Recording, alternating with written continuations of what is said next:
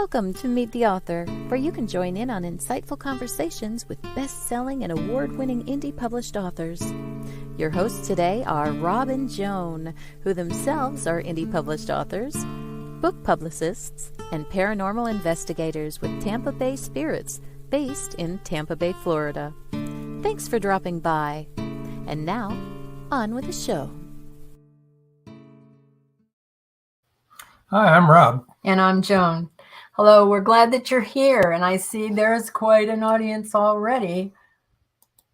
George Dismukes, I'm here. Whoops, wait a minute. George Dismukes says, I'm here. Hi, sorry, Chris, that made no sense the way I did that. Chris Christian says, I'm here too. Joyce Shelton York says, hello, hi. How are you? Joe Conjal says, hi, Rob and Joan. Hope everyone had a good Thanksgiving. Oh, yeah, we ate a lot.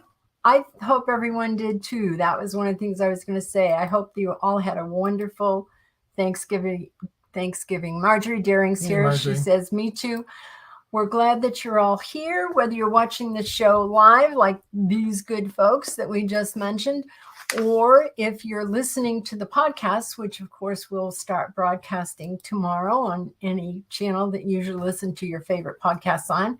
We're so happy that you chose to be in the audience today and in the future when you play it back. That is for sure.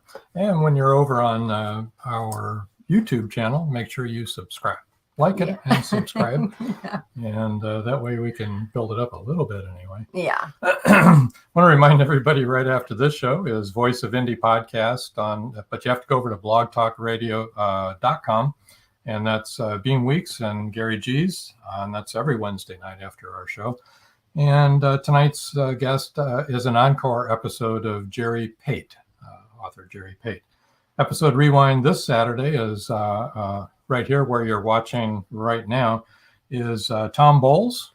Oh, yeah. Do you remember him? The astronomer and from the UK or from Scotland, right? Or the UK? He's from Scotland, but he's living in England because he gets a better view of the sky there. He's an author and an astronomer and all sorts of interesting stuff. So that's at 5:30 p.m. Eastern time here in the US, right where you're watching right now. Next Wednesday, we're going to have Joy York on, and she's in our audience tonight. Hi, Joy. So everybody needs to come and support Joy, young adult mystery and mystery suspense author of the Bloody Shoe Affair and Genuine Deceit. Yeah, that was based on a true story if memory serves me.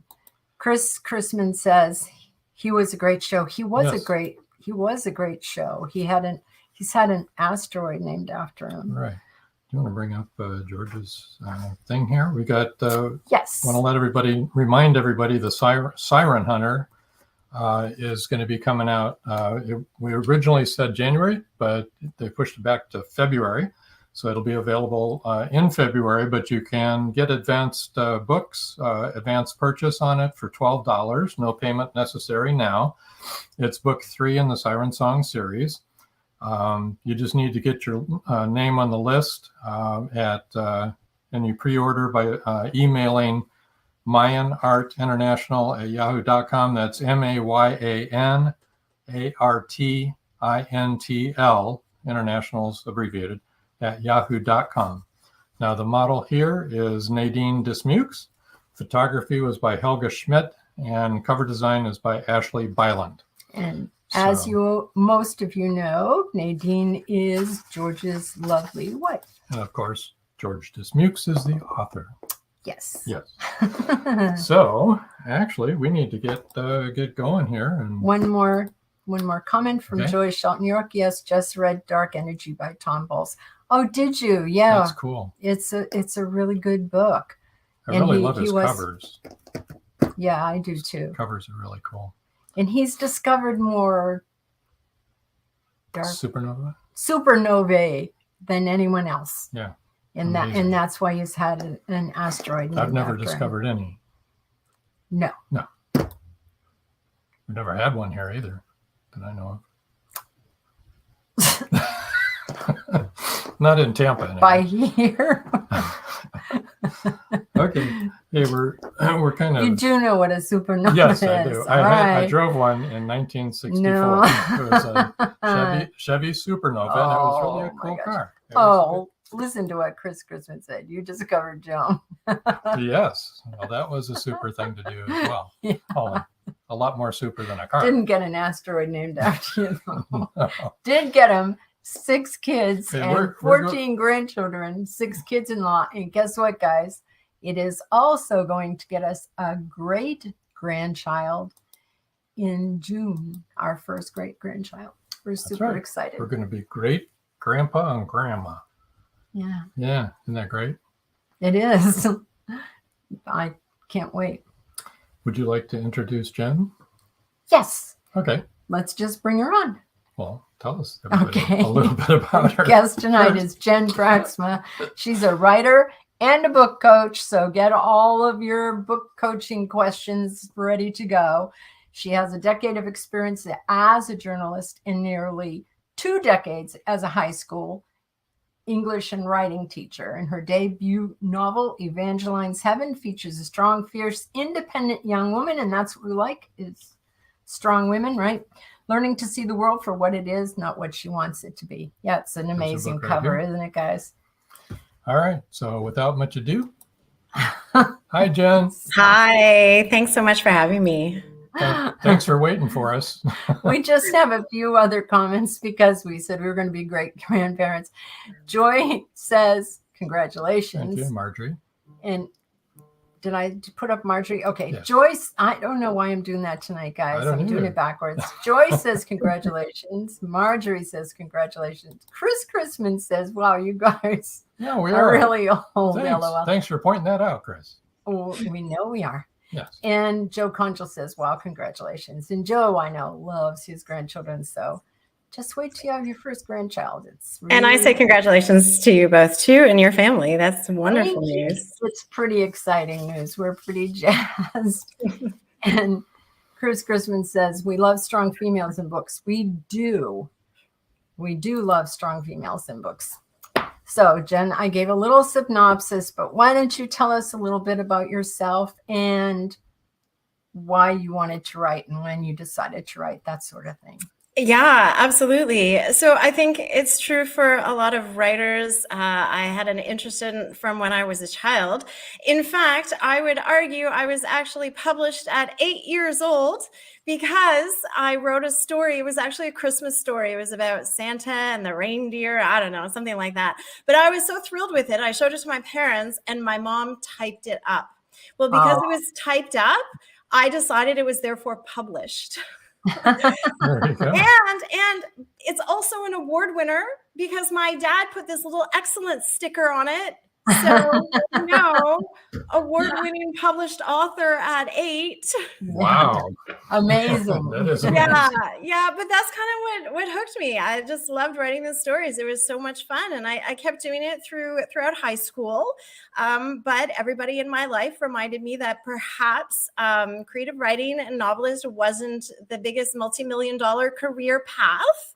So they suggested perhaps some other career path that might have some more work stability, which ironically, way back then, I went into journalism, which was, on the cusp of change back in the 90s. So not quite as stable as perhaps, my older generation parents thought at the time. But nonetheless, I went into journalism and I worked in journalism for quite a while. Mostly freelancing, some business communication, all the while thinking, maybe I should still write. But since journalism wasn't quite the right fit for me, I thought, where could I get a job that I really enjoy, but also have time to do some writing on the side? And I had this ridiculous, crazy thought that I would become a high school teacher, because in my naivety, I realized that, teachers have the summers off. Christmas? No problem.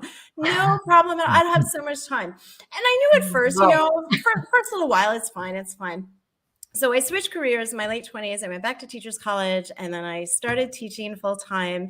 And yeah, of course, it was ridiculous on my part to think that I would have so much extra time to write when I'm trying to just survive in the classroom and teach my lessons and figure out what this whole teaching thing is all about. And at the same time, my husband and I decided we would, start a family. So I had 2 young kids at the time too.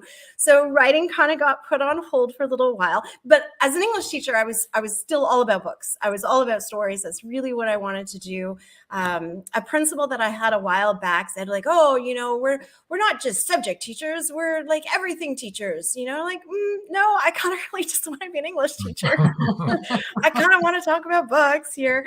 But, as my kids got older and as I, got more comfortable teaching and, had the lesson plans down pat, then I was able to finally get back into writing. So, I was a DIY author, meaning I was trying to figure this all out on my own. I would take courses, I would take workshops, and I was learning lots, but I always knew that maybe there was still more that I wasn't quite getting. Like I'm not a DIY person of anything else in my life. I wasn't sure why I thought I could do it with novels, but I wrote a young adult. It was a murder mystery. It's not the book we're talking about today. But I thought like, hey, first book, and I knew all of the stats and the rumors and the news, and like you don't go get anywhere with your first book. And so I was prepared, but I landed a literary agent and I was thrilled. And I thought, wow,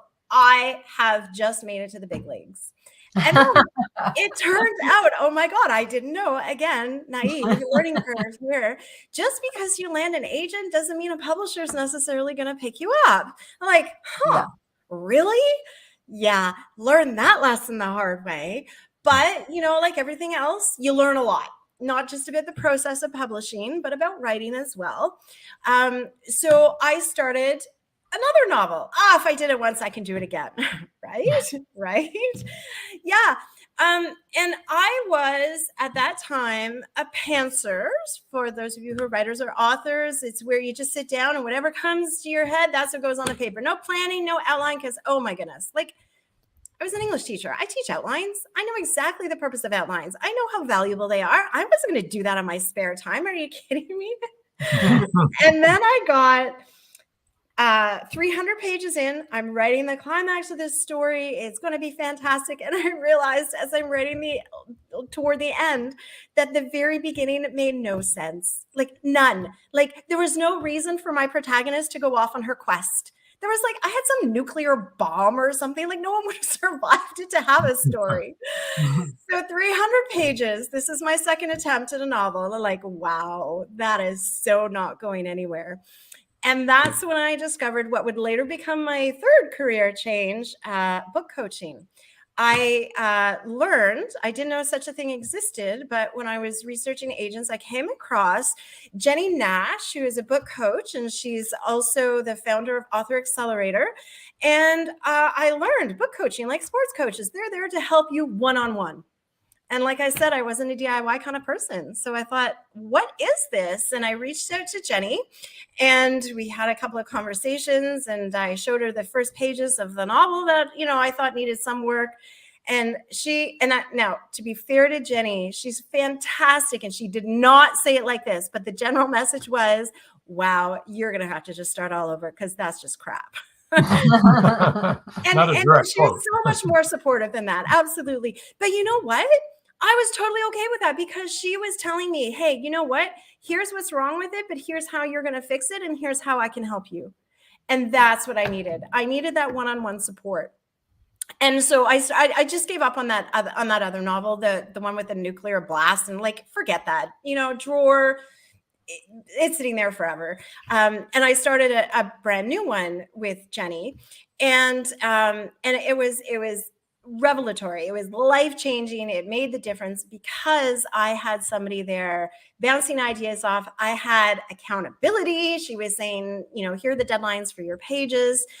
I worked with her on one book and submitted it to literary agents and still wasn't getting the same uptake that, I was kind of hoping for, but that's okay. So I started on another novel, which eventually became Evangeline's Heaven. So that was the second novel I worked with Jenny on. And also, as I'm learning to write, I'm also learning about the publishing industry, traditional publishing, independent publishing, with self-publishing and hybrid. Like, wow, such a learning curve there. And so as I'm going through that process, I decided on hybrid publishing with Spark Press for Evangeline's Heaven. It was the right fit for me at the time. And also, pandemic comes along. We're now teaching online. And as much as my book coaching business is all virtual, which I absolutely love, it turns out I'm kind of an old-fashioned high school classroom teacher. So the whole pivot to online learning was a learning curve. I'd already been thinking about, maybe changing up my career path. Jenny and Author Accelerator were offering book coach training and certification, and it just was such the right fit. I can help other writers and authors with something that helps me tremendously as a writer. So I get to work one-on-one with my writers, and I also get to work on my own writing. So during the pandemic, I pivoted away from teaching into full-time book coaching and writing. And yes, here we all are. Awesome. We've got a couple of comments here. George Dismuke said, like good wine, older is better, referring back to us being great-grandparents. And Chris Chrisman said, I agree, George. And Joe Conjal, commenting on something you said, haha, my wife's a teacher and she does more work after school hours than during, which I am sure totally is quite true. I mean, it is. You're teaching and then correcting papers, and there's a lot to be done.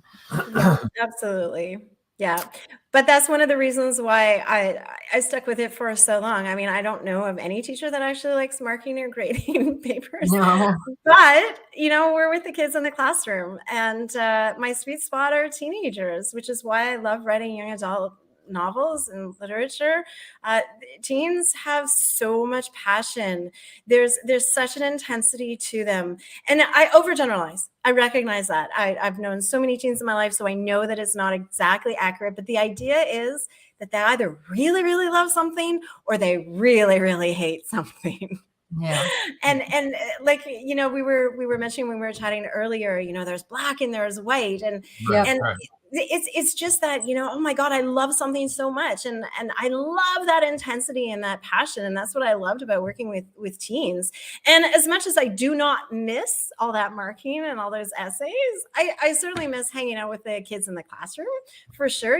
There's good and bad with every kind of job and every kind of switch. And so one of the reasons why I love writing YA, I'm in my characters' heads, and they're young adults, they're teens. It's a great fit for me.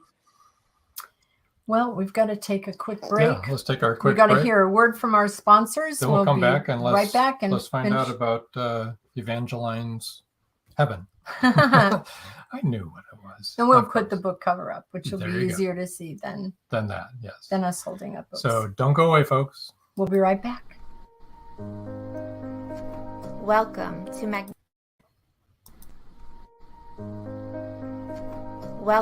to Magnolia Bluff, Texas, a small town in the heart of the Texas Hill Country near Burnett Reservoir. A town where everyone's business is discussed at the local coffee shop. A town where neighbors look out for each other. A town not insulated from murder and mayhem. Which begs these questions. Who is responsible for breaking into quaint Victorian homes? And how are poodles, ghosts, drug cartels, and a Ponzi scheme connected with a serial killer? Caroline McCluskey, the town's librarian, catalogs books using the Dewey Decimal System. When a black and white poodle puppy arrives unannounced, she calls him Dewey.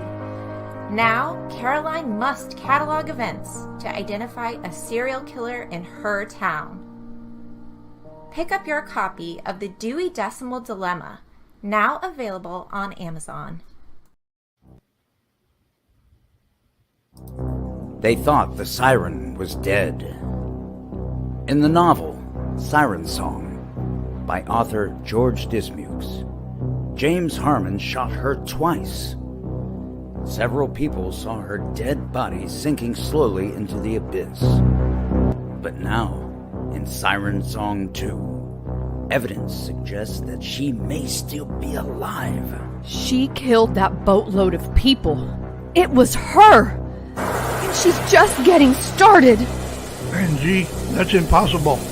The cold chill up my spine tells me it's not impossible. We've got to start all over again. And this time, do it right. Siren Song 2. The story continues. Available on Amazon, Barnes & Noble, and many other bookseller websites. Get your copy today. At Indie Booksource, you can shop by genre or by author, and you will be buying direct from the author's main purchase link. We offer hundreds of titles in formats that include ebooks, paperback, hardbound, and audiobook. Support an indie author. Visit indiebooksource.com today. And we're back. Yes. Actually, I have a question for you. I know that you had said that you were a pantser when you first started writing, and not a plotter, which we have a lot of discussions about pantser, plotter, and hybrid. And I think most of us are a hybrid of both. Mm-hmm. You know, we don't necessarily have an outline that we follow. Some of our authors do. Some of the people in our audience have outlines, and they plot the whole thing out. But you have to have some kind of an idea of where you're going. Like you mentioned, otherwise you have a nuclear bomb explode in the chapter and they live to tell the tale. It's like, it's a very good chance. Well, they could have been ghosts, I suppose. So, but what are you now? Would you call yourself a plotter now, or a pantser, or a combination of both? A combination with a caveat. Yeah, absolutely. And this is one of the things that I learned from Jenny. And this is what I actually help my clients with too, because the idea of being a complete plotter felt like it was going to suck all the joy out of writing. And I just didn't want to go that far. So I didn't know that there could be an in-between until Jenny came along, and she taught me this inside outline process. And it was the way that I came at story too, that she taught me. And some of you may know Lisa Cron, another story coach, and she wrote a book, Story Genius, and it's looking at neuroscience and writing. And so she talked about this concept where a story isn't about what happens, it's about why it matters to your protagonist. And so it's not the plot. It's we have the story arc, we need the plot, but we also have the character arc. And so every character starts with an internal desire, what they most want emotionally. But every character also has a misbelief, something that they truly believe is real, when of course it's not. And the plot comes along to force that character to confront the misbelief. So the plot is really secondary to that character arc. And so what Jenny taught me with this outline, and what I've adapted and used with my own clients now, is to get the story on the page in only 2 or 3 pages. But so that took out the whole plotting every single thing, because I didn't know what was going to happen. But in only a few pages, I could write 1 or 2 lines of what the scene, what was happening. But right underneath that, I would have to write the point, why that particular scene mattered to my character. So by the end of those 2 or 3 pages, I had this skeleton of my story for both the story arc, the what was going on, plus the character arc, how my character was evolving and changing. And that combination of the character and story arcs together, that helped me realize, wow, there's a real purpose for outlines. And now that's how I work all the time in all of my writing. Interesting. Yeah, that is. Let me bring up your book cover. It's a really beautiful book cover. I'm so impressed with my designer. Yeah, I'm so pleased with it. If you could explain it, verbalize it, because of the people that are listening that can't see it. Yes, absolutely. All right. So the title, Evangeline's Heaven, a novel. What you see is the story is about angels. So there is an angel on the cover. It is a girl whose face you can't see. Her head is down. So you just see some dark hair over her face. She has her her legs crossed in front of her, her arms out to her side, and back behind her, you see these beautiful dark red wings with what could be argued as blood splatter or not. There's a certain sense of there's an intensity to the story that I think that the cover image certainly implies. I think it's really striking with the dark reddish color of the wings and the grayish background with Evangeline's Heaven as the title to tell you, this is about angels. Yeah, it's a beautiful cover. It really is. We have 2 comments here. Let's see. Joe Conjal says, characters definitely drive the story, no matter the plot. Yeah, and we've talked about how they often take over the story too, and go where you did not intend to go. And Chris Chrisman says it's an awesome cover. It is. Thank you. Yeah. And the idea of, characters taking where you don't want to go. One of the other things I learned about this whole outline process too, is that I'm not married to it at the beginning. So at the beginning, I work on it, but as the story progresses, if I want to change it, I can change it. It's a working document. And that freed me up too. I didn't realize that. I was always the whole like, oh my God, if that's my outline, that's what I have to stick with. And, you're trying to shove it into that, the square peg round hole thing, and it's not working. But my outline gave me a reason so that the characters wouldn't go off on their own.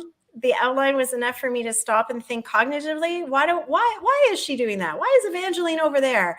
Oh, because rather than just writing down the garden path. Yeah, absolutely. So definitely characters can take over, but I try to keep Evangeline under control as much as I could when I was writing. Ours are not that quite controllable. No, not really. So tell us a little bit about what Evangeline's Heaven is about. Evangeline's Heaven. Evangeline is Lucifer's daughter. She is an angel, but this is all happening in the War of the Heavens before Lucifer's fall. So the Christian lore and mythology is that Lucifer starts his battle in the heavens, rebels against God. The story goes that the archangel Michael beats Lucifer, and he and his followers, up to a third of the angels, are cast out of heaven. So that's the lore, that's the concept. But as I was working on this, I thought we often hear about angel stories from angels on earth, and I wonder what happened before that. Lucifer is often this caricature of good versus evil. He's the evil. He's Satan.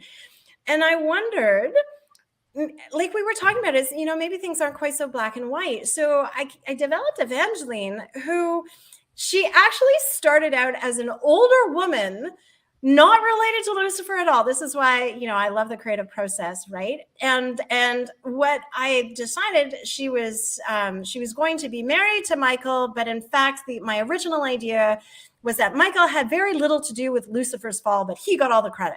So, good feminist punch there. But again, my interest was always about teens and the young adult readers. And so I brought it down and what if Evangeline is Lucifer's daughter? But more to the point, what if she is Lucifer's daughter and Lucifer is the best dad ever? He is a character who loves his daughter, and she buys into his cause. He starts this war in heaven because they are discriminated against. Their class of angels, they are the lowest class of angels. So she buys into his cause. But the story comes along, like I said, it's all about pushing her out of that comfort zone. What are those misbeliefs? And as she hears about this plot to destroy her father, so she goes off to warn her father, and she travels through the 7 heavens trying to find her father to warn him about this dastardly plot against him. But as she goes through the 7 heavens, she starts to discover that perhaps Lucifer isn't the good guy she thought. But how does she reconcile that with all the wonderful memories she's had growing up with only her father? So she has to decide, as she learns more about what her father's actually done, who she's going to be, her father's daughter or herself. That's the journey that she goes on. Good. Very good. Okay. Very interesting. Would you like to read part of the book to us? I would love to. Yeah. Talking about writing, talking about books, talking about book coaching, my own book. Yeah, absolutely. So what I have here is toward the beginning of this story. So as I said, Lucifer and Evangeline have a good relationship, but there is a war going on. So, some problems here. So Lucifer really does need to keep a low profile because he's not surprised that people are after him.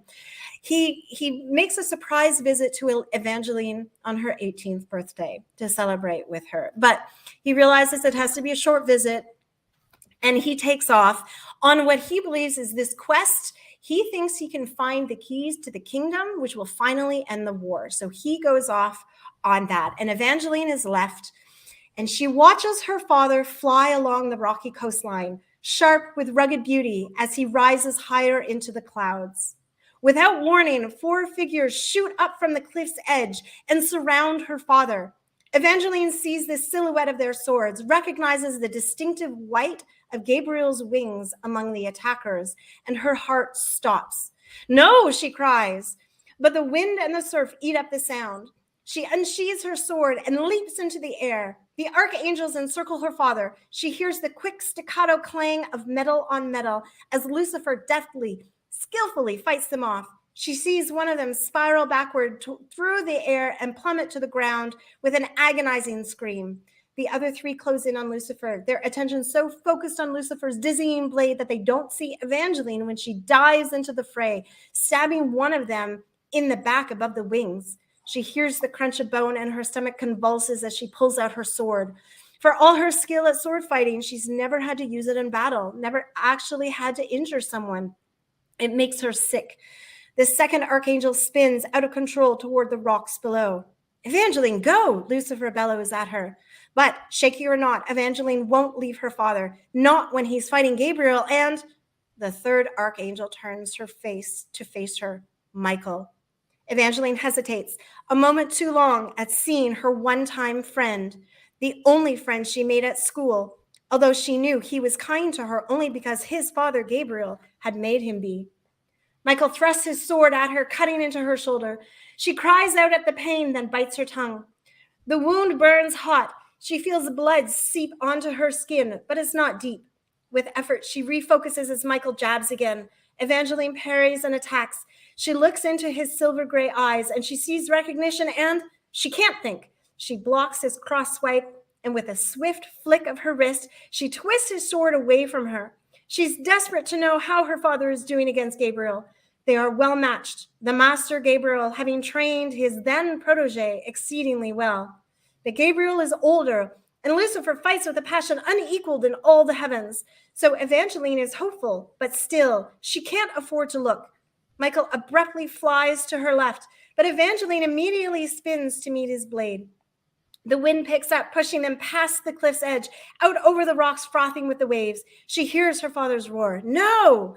With a gut-wrenching fear, her head snaps toward him as he wrings the tips of Gabriel's snowy wings.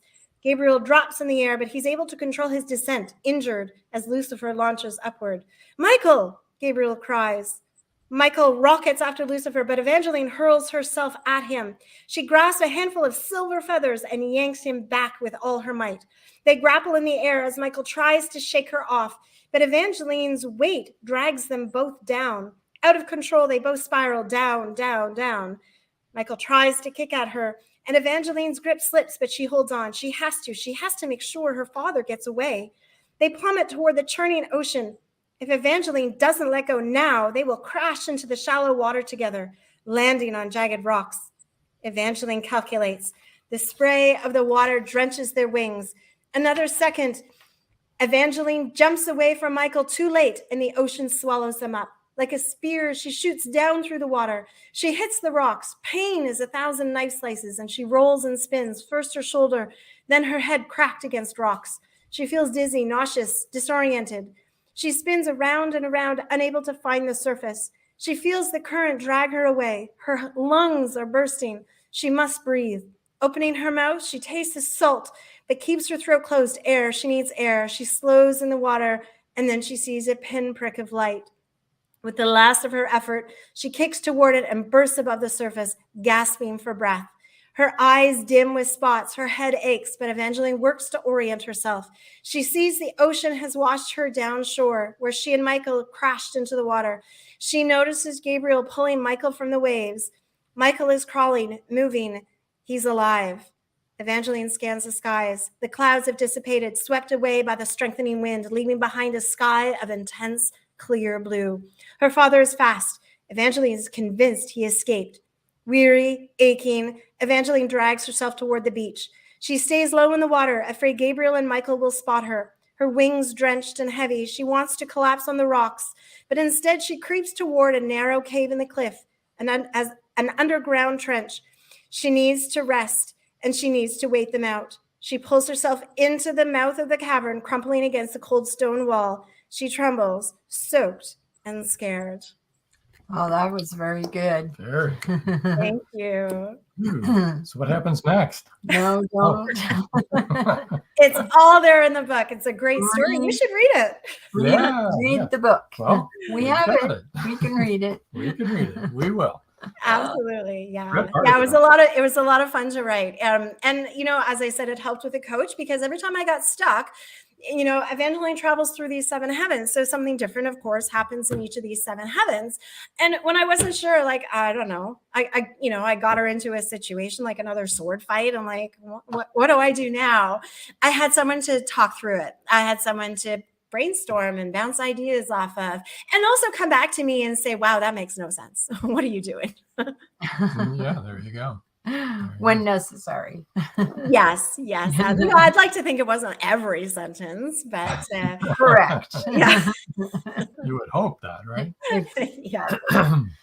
But let me show where you can reach Jen. Her website is jenbraaksma.com. That's JenBraaksma. And that one is for your coaching, right? Mm-hmm. And then this one for her as a writer and to see about her books would be jenbraaksmawriter.com. Same spelling, obviously. Now, are there links on? Absolutely. You go to one, you can click on the other. You can click Absolutely. over in case I go to the wrong one. Okay. Not an issue. I figured they would be. That's cool. And Facebook is Jen Braaksma. Mm-hmm. Twitter is @JenBraaksma. Instagram is @JenBraaksma Book Coach. But it's good for if you want to talk to her about books or if you want to talk to her about coaching. Right. Now, her email is jenbraaksmawriter@gmail.com. Okay. Which brings us to the book giveaway. If you want to win a copy of Evangeline's Heaven, she's generously giving away 3 of them tonight. The first 3 people to email jenbraaksmawriter@gmail.com will win an ebook copy of Evangeline's Heaven. Whew.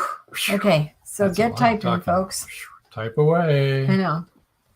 That is a lot of talking. As a matter of fact, why don't we go ahead and take our last break? Okay. Now, as long as people are typing and entering the contest anyway, don't go away, folks. And we shall be right back after a word from our sponsor.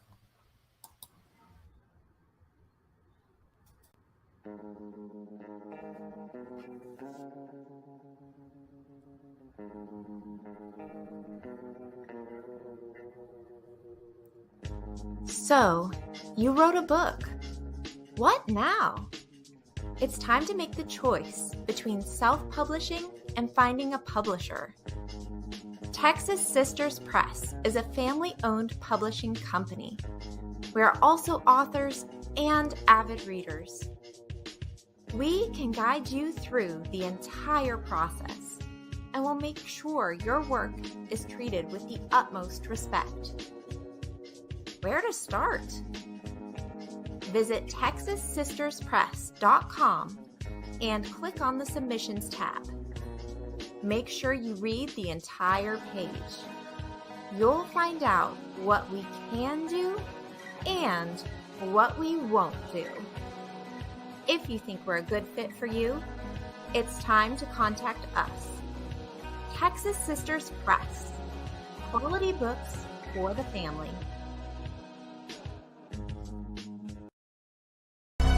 Madison Jackson loved being a cop. A young girl is raped and murdered near Burnett Reservoir. Madison vows to get justice for the child. Madison travels to the heart of Mexican cartel country. She is kidnapped, tortured. Will Madison ever make it home?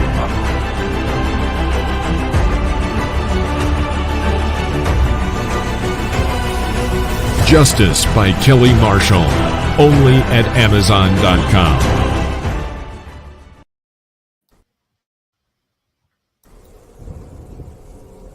Many secrets are hidden within the darkness of the jungle. Behold, this one about a man, a woman, a black jaguar, and an ancient Maya legend. Two Faces of the Jaguar is a novel by George Dismukes that will take you deep into the jungle and capture your imagination until the last word. Two Faces of the Jaguar is book one of a trilogy. Two Faces of the Jaguar, where only the adventurous dare to read. Two Faces of the Jaguar, The Lost City, and The Jaguar's Quest are available on Amazon.com, Barnes & Noble, and many other bookseller websites. Two Faces of the Jaguar, the book people are talking about. Get your copy today.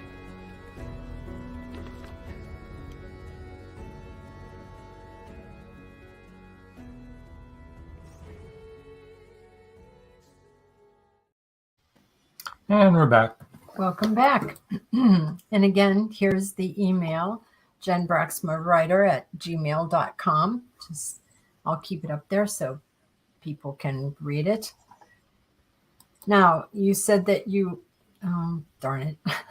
Sorry. It's okay. That was a production, darn it. Totally transparent. Yes. Transparent. Had nothing to do with anything else. Yeah. So you're writing another book, right? It's in the works anyway, and it's called Amaranth.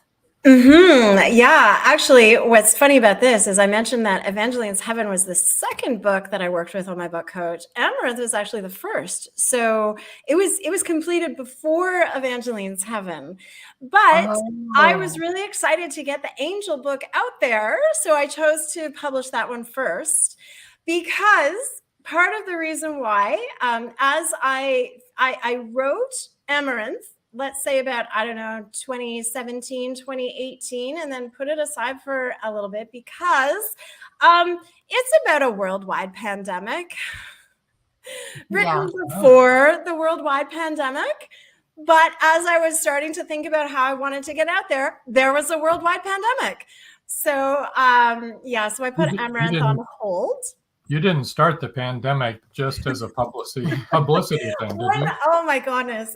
I would never be so cruel. But I did kind of wonder, I did have some interest, at the beginning of the pandemic when I had mentioned to a few people in the publishing business about this novel that I had. And oh yeah, let's see it. But it was just sitting a little bit too close to home. As I said, I wrote it before.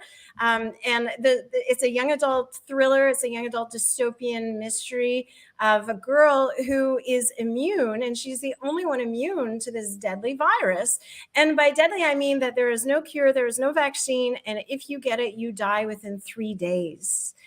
When her parents come down with this virus, she has 3 days in order to figure out how her own immunity can help save her parents.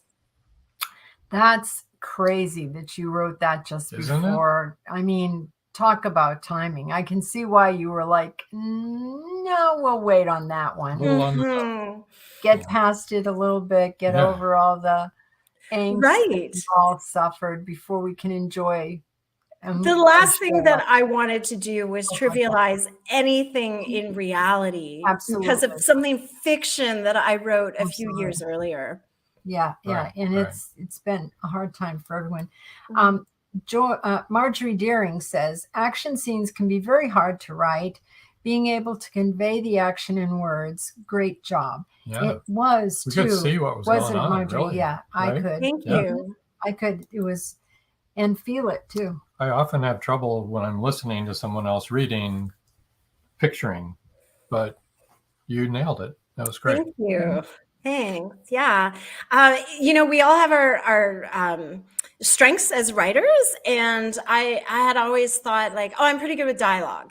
So, I just like, okay, dialogue comes easy for me. So, it was really easy to kind of just focus on that. And again, working with a book coach, like, you know what, that's not what I didn't want this book to be just dialogue. I wanted it to be more action and adventure, like, cause I love to read that too.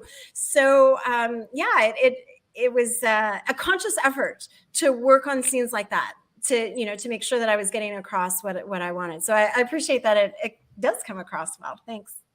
Oh yeah, I could feel her pain. Yeah. Not that I've ever had anything like that happen to me. Well, isn't that the good thing about writing and reading? Like, we can feel all of this without actually feeling all of it. Right. Very good just to feel it in your imagination. Better.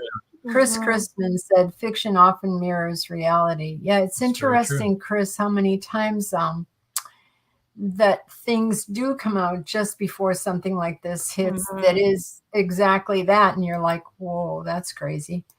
And Joey Sharp, New York. Oh, I'm sorry. Yeah. It says, I agree. My action scenes take lots of rewrites. Yeah, exactly. When it comes to the mirroring reality, that's actually kind of one of the reasons why I focused on angels and wanting to get that angel story out there. I personally am not best of friends with angel-like people maybe, but not like Evangeline and her family there. But I wanted it to be relatable to my target readers, to my teens. And so that's why I made the angels very human-like, so that even though it's a high fantasy novel, I'm hoping that there are bits and pieces that can mirror reality. Oh, definitely. Yeah. Now, I know you didn't teach at Angels High School, but did you draw from any of your experiences through your high school teaching? I mean, that was like 2 decades, you said that you... Almost 20 years. Yeah. Yes. So most of my characters, there's composites of my students in there for sure. Like, I don't think there's not one particular student, oh, that's this person. Like, I couldn't point to a character in my books and say, yeah, that's who this student is. But, there are certain elements or certain, phrases or things that my students have said over the years. Yeah, they've found their way into my stories. They've been the greatest inspiration. And, while they think that I'm sitting there, like lecturing them about how to write essays, I'm also like, how are you guys reacting to this? What are you doing? Not on purpose, like, oh, I'm going to write everything down you're saying, just absorbing how they react. And then, I'm thinking about my students as I'm working on my teen characters. Oh, I think authors are people watchers. Isn't it great? I watch people all the time. And I listen too. Yes, I listen. I eavesdrop. So Joe Conchel says, holding off was the right decision. There are probably others who would have tried to capitalize and not care about people's feeling and heartache. Yeah, that would have been a bad thing. Thanks. Yeah, I appreciate that. A hard decision in one sense, because, as authors, right, you put so much heart and soul into this and you're excited to get it out there in the world. But, I learned a valuable lesson way back when with that whole literary agent, but no publishing deal thing, is that, wow, patience.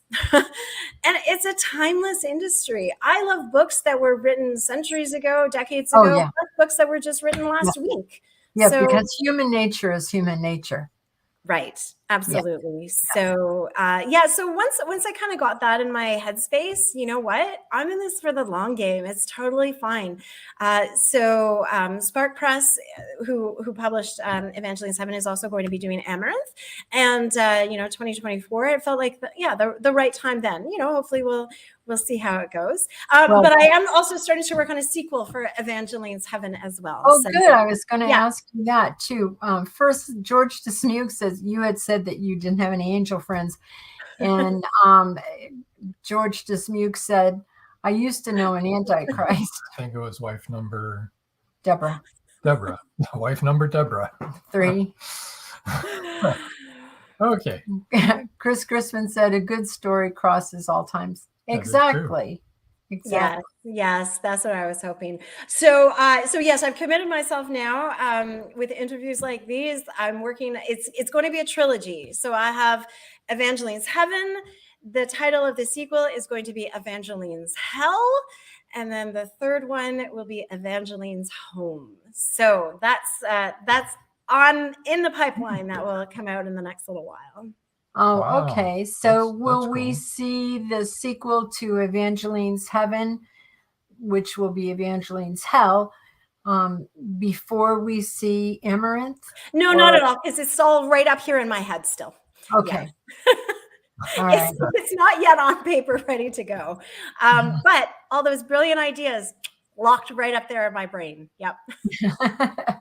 See, when you get to be our age, you have to write those down because then they're gone. Evangeline's what? I know. What was that going to be? It's sad.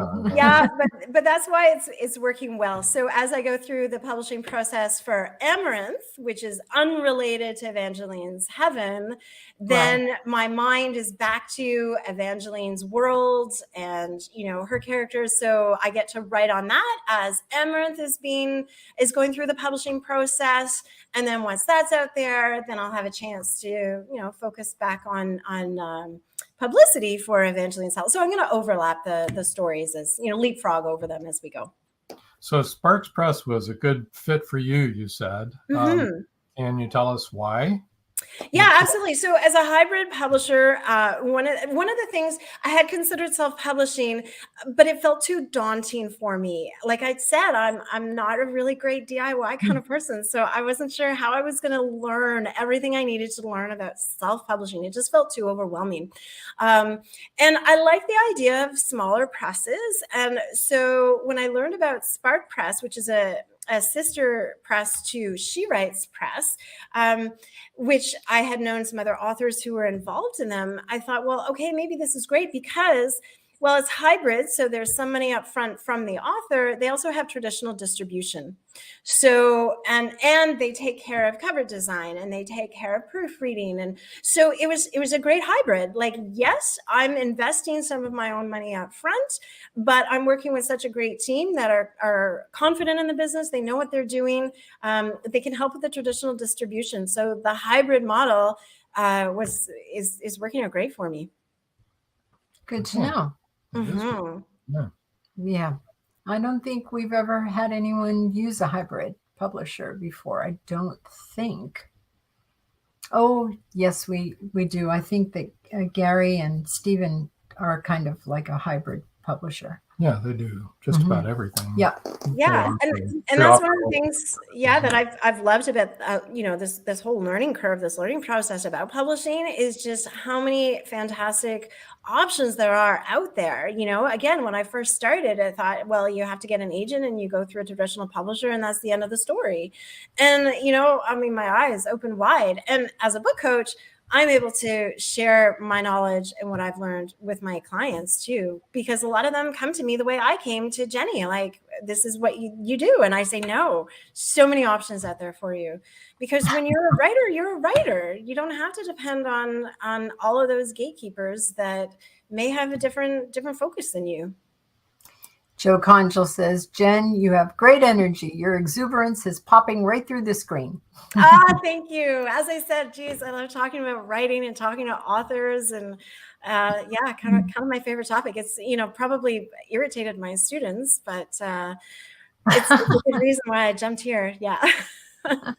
You make it sound fun, and you know, sometimes it's hard to make writing sound fun because it's a lot of work. You know what? And it feels that way too, right? Like when we're writing, it can be feeling really isolated. And and that's why I love what you guys do too. You know, me, the author, and the podcast, and you get to hear from other people, because it's really great to know that you're not alone. And like as a book coach, that's also what I'm able to provide my clients. Like, hey, yeah, let me help you with this. You're not alone out there. There's so many wonderful writers and so many books that we may not otherwise hear about. Let's talk about it, because writing is fun. Yeah. And challenging, really, but fun. It is challenging, but we've found that authors are like the greatest people. Yeah. We've enjoyed every author we've had on the show, and everyone, you know, all of the authors that we know that have never been on the podcast, but that we know through social media and different things. They're some of the most generous, giving people. I've never known them to be jealous or not wanting to help. They always want to help. It's such a wonderful community, and the writing world, it can be really large, but it still feels really personal. Like I obviously don't know every author out there, for goodness sakes, but you're right. The people that I've met, they're just wonderful to talk to. And you know, even on social media, when you hear about, you know, the horrors of the types of comments that you can get on social media in general, never my experience with any kind of writers or authors or anything like that. Even if there's a question where there's a conflict of opinion, writers have just been really, really generous. Social media, in person, absolutely. Yeah, well, you can't expect every writer to do everything the same way as every other writer. I mean, you've got to do what feels right to you. You know, you've got to. Well, and I think that's just it. So even though I work as a book coach, I'm not there to tell my clients, hey, this is how you write. What I'm there to do is say, here's what worked for me. Here's what works for other writers. Let me give you some options. Now you find the writing process that's right for you. I'll tell you what works. You decide from there. Yeah. And they need to find what's comfortable for them, even to how they publish or don't publish. You've got to do what's the right fit for you. And that's the thing about writers. I don't think they usually try to put you into a niche and force you to do things. Okay, so once again, if you want to find out more about the coaching end of things, it's jenbraaksma.com. And if you want to learn more about Evangeline's Heaven and all the other work that Angeline's Heaven and all of Jen's other work, jenbraaksmawriter.com. And you can find her on Facebook as Jen Braaksma, or Twitter at Jen Braaksma, or on Instagram at Jen Braaksma Book Coach. So she's made it very easy for everyone. Yes. Yeah, love to hear from you all. Yeah. There you go. So any advice for people? I know you're a book coach, so that's all you have is advice, but without going through your entire... Yeah, my biggest piece of advice that I give to my clients, my friends, writers, like anyone in my life who loves to write, is actually to have empathy for yourself, because writing is hard. And that's okay to acknowledge that and admit that. And if you're struggling and if it's a challenge, we all feel the same way. So yeah, you're not alone. So give yourself a break. It's okay if you're kind of finding it hard some days. Other days you're going to find the joy.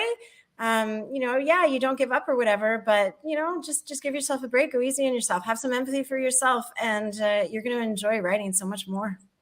There you go. Okay. Well, we want to thank you for being with us and thank sharing you so much. Like you have. You've been a delightful guest, and everyone's. I really appreciate it. Really so much fun. Yeah, so, I love the reading from the book. Yeah, it was really exciting. Really good.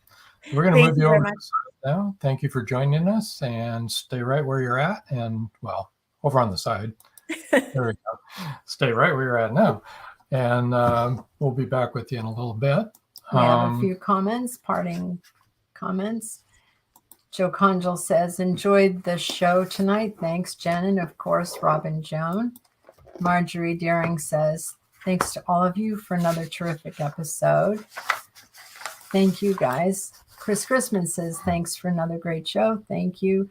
And Joy Shelton New York said, great show. And I agree. It was a really good show. Informative, interesting. Touched upon some things I hadn't thought of. Yeah, really good advice. Yeah. Join us next Wednesday for Joy York. And then the rest of December, on the 14th, we've got Robert J. Emery.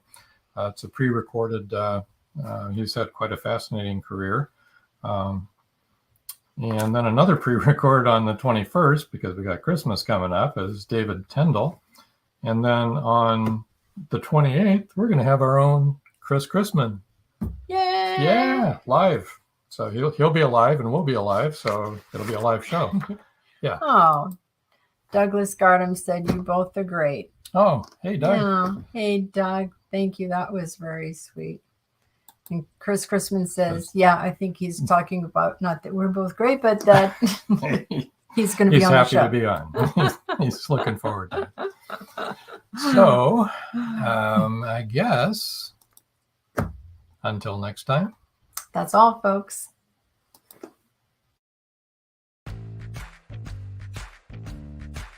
Live every Wednesday, your Voice of Indie hosts Beam Weeks and Stephen G's welcome authors, musicians, publishing industry pros, artists, and assorted creative guests for an exciting interactive hour. Call in during the show or post questions and comments on Twitter for responses in real time. Meet your favorite indie creators. Learn inside tips, network, and promote your work. The link for each week's show is pinned on Twitter atop @VoiceOfIndie. And you can receive the link every Wednesday morning in your inbox by subscribing to our newsletter at freshinkgroup.com. Check out Voice of Indie every Wednesday on Blog Talk Radio and catch hundreds of episodes archived everywhere from our websites to our YouTube channel and Spotify.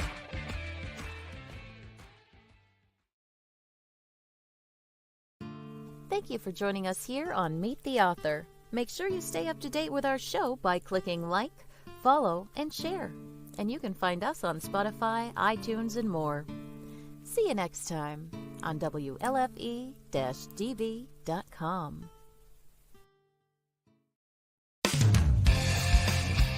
You've been listening to WLFE-DB.com, where our shows are your shows.